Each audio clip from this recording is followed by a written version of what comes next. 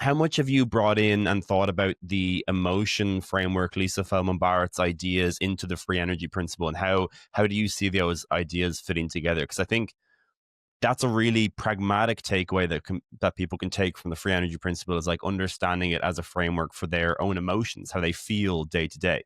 Yes, no, it's a wonderful question.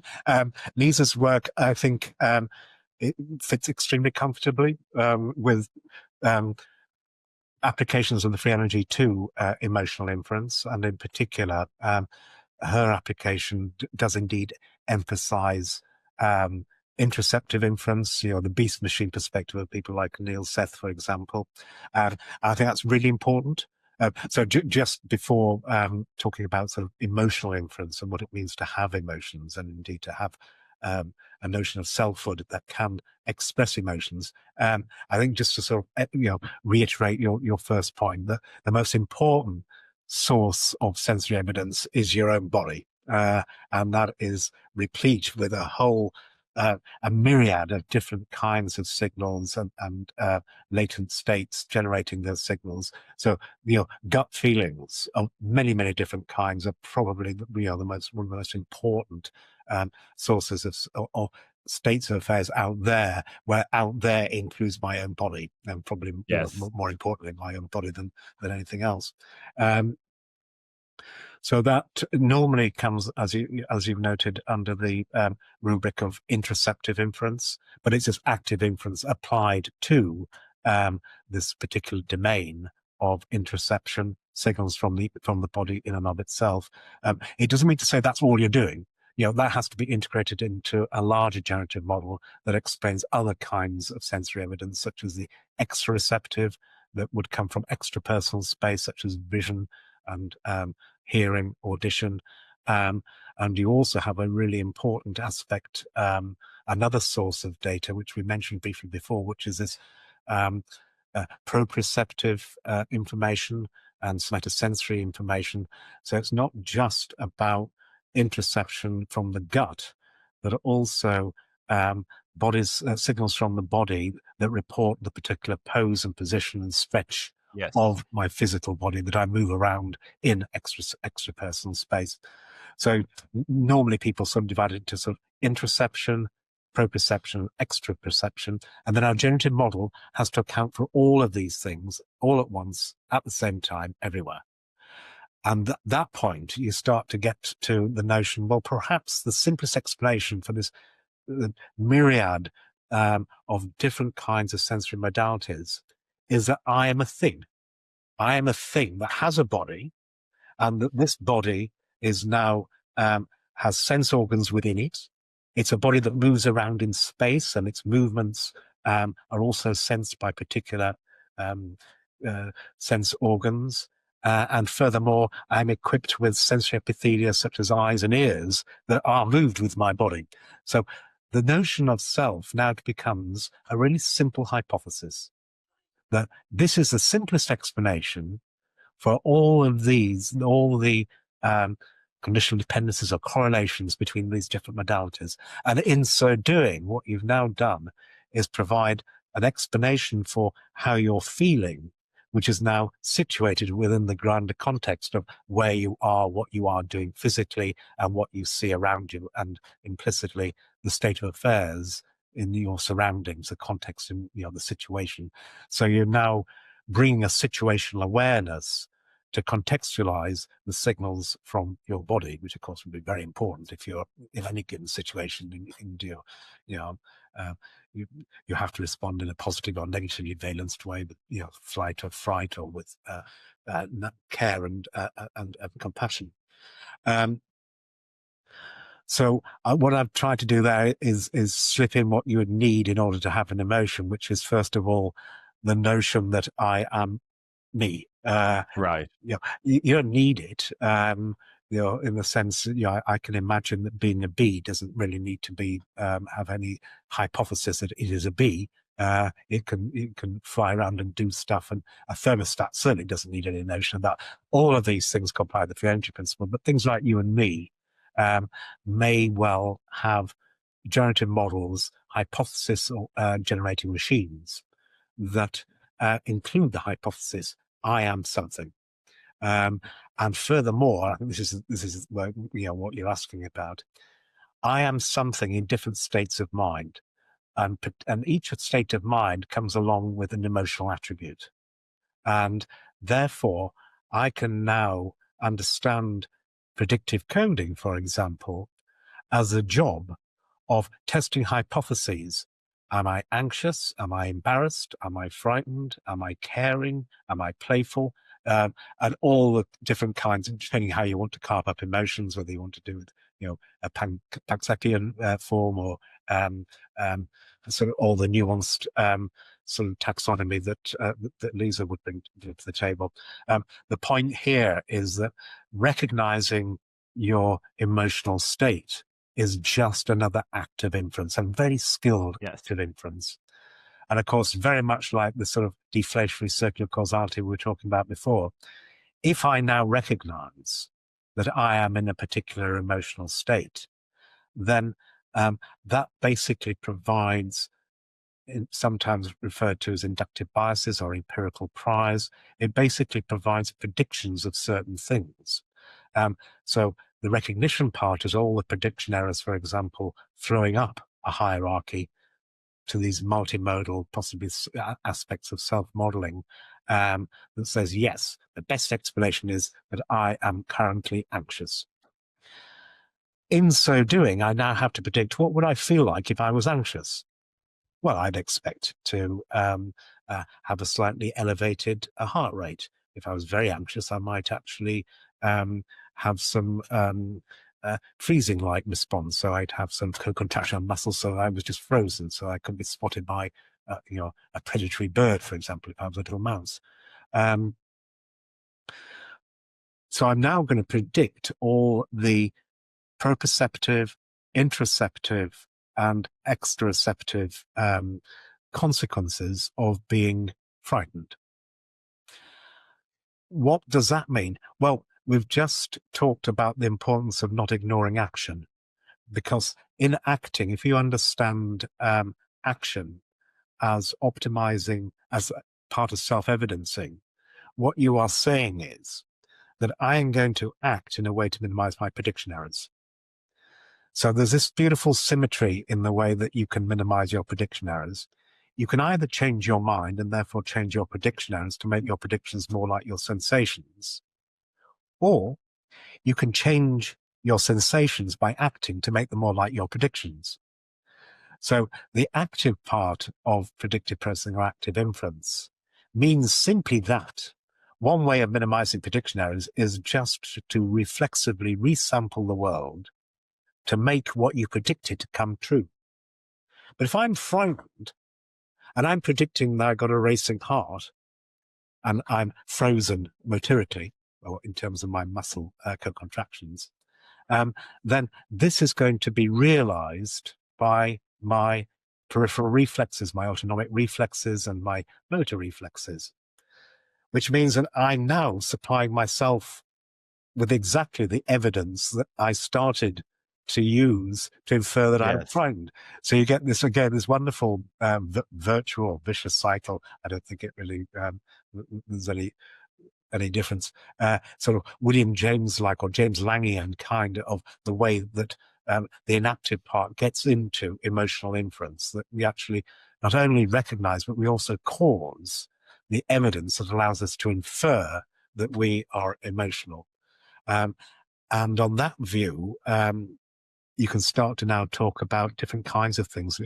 Do things feel emotions? Well, on that view, you would actually have to have a sufficiently sophisticated, deep generative model that was able to recognize being in an emotional state and, crucially, act upon it. And that action can be overt, such as autonomic reflexes and physiology, or literally moving or freezing through using striated muscle. But it can also be on the inside. It can also be attention. It can also be this precision control that we talked about.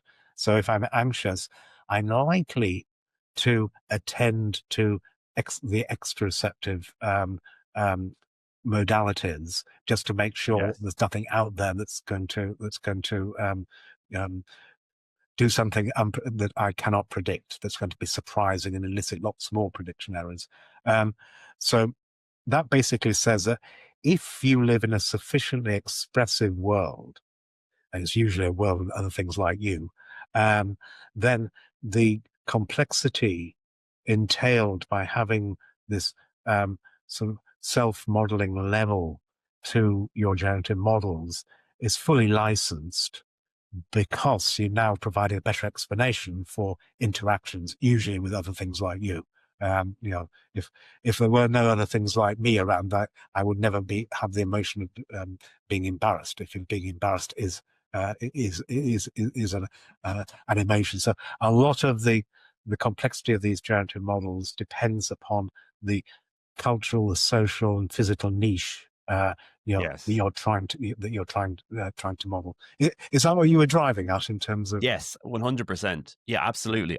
Because I think all of these ideas that you laid out at the start are intrinsically beautiful. They're so cool. They're so just fascinating to learn about. But then the cherry on top of these ideas is that you actually can take some learnings and it can change your behavior in some positive ways.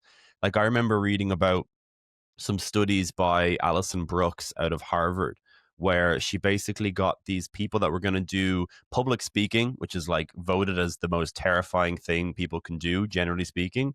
And she over time got them to categorize their sort of gut feeling of anxiety into like into preparation, into this is a challenge, but I'm stepping up to it and I'm capable of stepping up to it. So in that predictive machinery, there is the chance to get it wrong or to recategorize those feelings into something else. And I think that's so powerful to understand that the signals we get from our body aren't necessarily always correct, and we can recategorize those signals over time. We can give them new language. We can gain new understanding of what exactly they mean, and that can actually have like pragmatic use in the real world. One example I've done for this in my case is during like endurance exercise and sport. I love to, I'll always be in my head thinking about these frameworks. And like when I'm running and it's terrible and I want to stop, what I'm thinking to myself is, okay, this is just my body just wants to return to homeostasis, and it knows that if I sit on the bench, my heart rate will recover back to normal, my lactate levels will recover back to normal. So of course it's giving me a signal that I should stop, but that doesn't necessarily mean that I have to stop or that I'm doing damage. These are just first guess predictions of last time I stopped, these signals went back to normal, went back to homeostasis.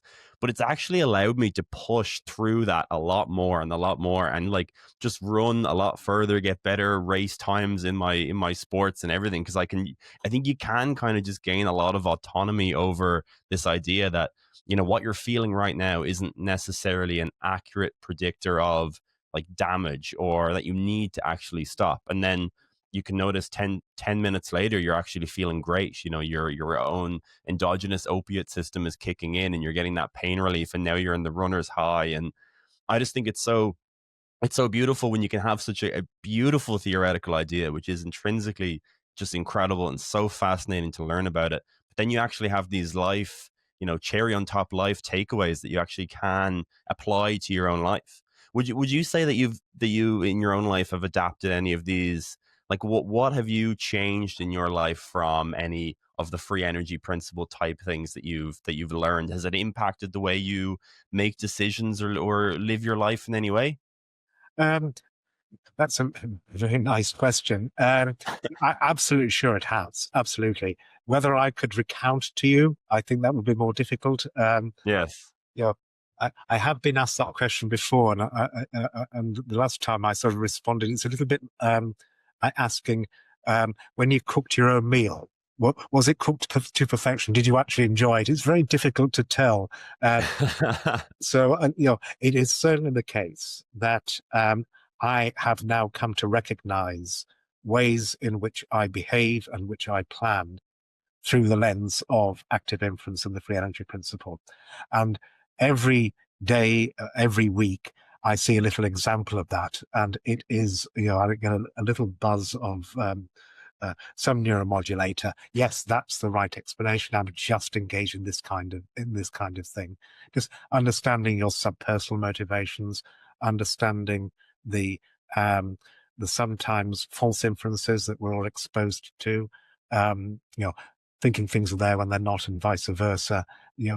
When the sensory input is imprecise or ambiguous. These kinds of things, understanding why we dream and why we introspect, understanding the importance of disengaging and re-engaging.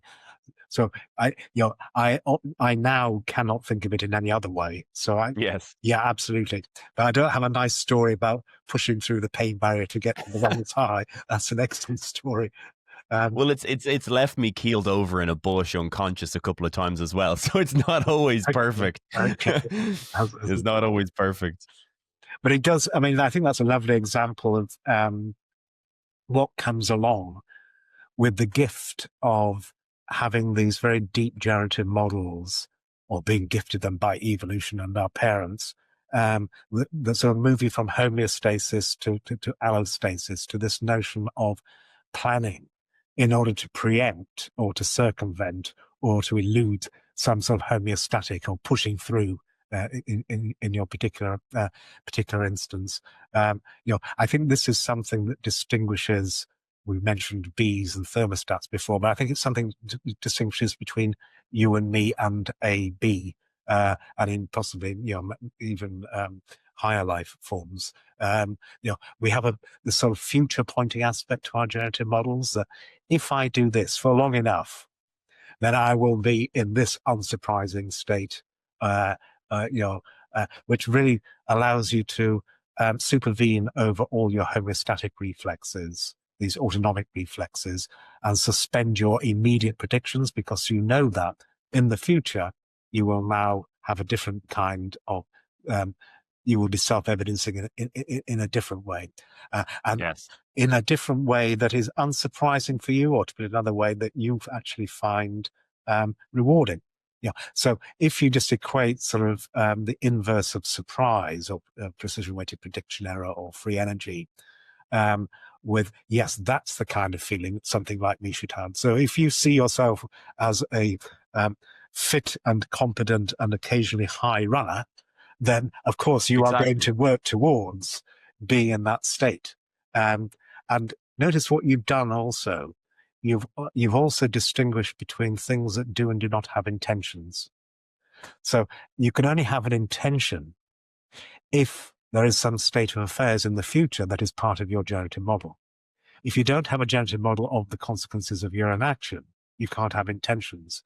So you've also, I think, introduced a necessary aspect, a feature of a generative model that would license the notion of being an authentic agent and having intentional behavior. And I think that that probably is even more fundamental than having a self model. I can imagine things that plan that don't actually sort of recognize themselves as planning in one state or in another emotional state.